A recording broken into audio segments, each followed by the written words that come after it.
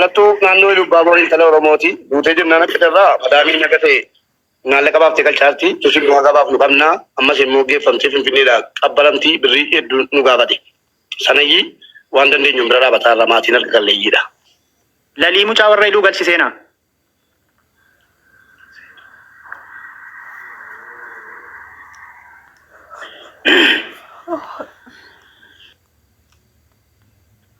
Lalii mucaa warra hidhuu galchiseenaa. Said Walloo. Janne erga tushayee harkisaan jira. Nagaa keetii? Kamna gumaa fayyaa. Nagaa naa taate dhiiga kiyyaa. Obboleettii keenya biyya Saudi Arabiyaatti duutee reeffa ishee gara biyyaa galchuuf gargaarsa gaafataa jirra. Haga humna keetii hagam nu giddee gar. Inshallah biyya Arabaa jirti. Saudi Arabiyaa magaalaa Riyaad. Hospitaala Shumet jirti. Inshallah yaa lakkoofsa kee naa himtamoo wajjin naa ergite. Keessaanis siif erguu nan danda'a. Hayyee ishi. Neetworkii yoo qabaate Finfinnee irraa ibsa godhiif. Wallahi neetworkii na jira. Waan dhaga'e tokko illee qabanii profaayiluma suuraa ishee arginaan ol seene malee waan amma isin dubbataa jirtan boqachuu ishee waan kiyyaan dubbataa jiru kana tole. Waan sin ajaa'ibu reefuu deemtee immoo ji'a torbadha. Ji'a torba boqoteen gaddareef boqottee. Ibsaa kana booddee warruma ol galee dubbachiisu. Fayyadamne. Torba barreeffadhaa ol barbaadan. Reefi birrii gara nu deeggatta. Laayaan biyya keessa hin jira gaati. Inshallah. Dhibba shanin saniin na erga. Ulfaadhu galatoomii. Hayyee galatoomii. Amaan sin argin. Kiyyaa biizii ofiin godhimme yeroo inni dubbate. Sayid kiyya Uzeefi galatoomii. Uzeefi dhabiti kan dubbate amma.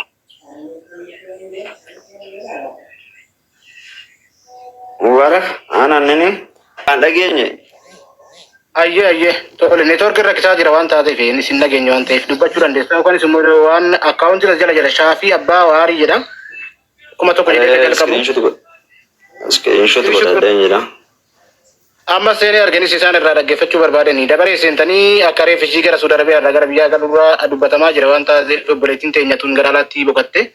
Kan jedhutu jira jecha isaan jiran sirraa qalbiftanii yaada eega hubattan booda kanneen gargaaruu barbaadan Shaafii Abbaa Waarii kuma tokko jedhee ka jalqabu isarraa dubbatamaa jira. Boontuu Jimma. Deeggarta obboleettii keenya kana reeffa ishee gara biyyaa galchuudhaafi hangam nu deeggarta? Maaligitti himuu barbaachisan siniin argaan Mubaarakiin argaa mataa beene. Hayyee ishi bakka riisiitti nuuf ergi keessaan galatoomii obboleessa kiyyaa. Amaan sin argin dhukkubni mana keenya. Hayyee ishi. Akkaawunticha lafa footoo ishee jiru kanarratti barreessini. Ishi mubee konneeshinii qaba. Muntaa. Assalamu alaikum warahmatullahi wabarakatuh. Wa alaikum assalam warahmatullahi wabarakatuh. Anin qarshii kuma 5,450 takka galchee jira. Hayyee galatoomii haadha okko amaan sin argin dhukkubni mana keenya galinii riisiitii keessaan naaf ergiin barbaanna wanna ta'eedhaaf muntaa. Galatoomii giiftii ko. Inshallah saniif ergaa galatooma rabbi sana gargaaru.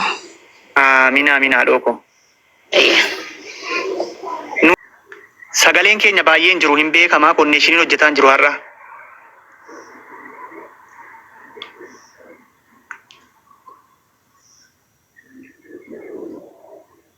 Namoonni deeggaruu barbaadan lakkoofsa 7 barreeffadhaa. Galcheen ture hin bu'ee. Reeffa obboleettii keenyaa kana gara biyyaa galchina. Biyya Saudi Arabiyaatti duutee jirti. Reeffa ishee gara biyyaa galchuudhaaf maatiin awwaallatanii. Kanaaf hanga humna keessanii nu bira dhaabadhaa.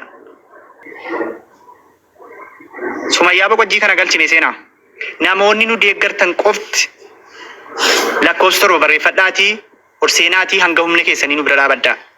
Namoonni obboleettii qabdan, namoonni haadha qabdan boruu waan isinirra ga'u hin beektanii akka itti ba'an malee akka itti galan hin beekanii. Oromoon nu malee umtuu waliin jiru. Oromii dhufee nuun qarqaaru. Numatu waliif jira waan ta'eef. Rakkoonni immoo himateen dhufu. Intalli kun immoo maatii harka qalleessa irraa dhalatte. Hanga dandeessanii nu bira dhaabadhaa.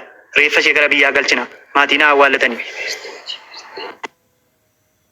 namoota lakkoo torba barreeffataadhaan kan ollaa seensitti seenaa.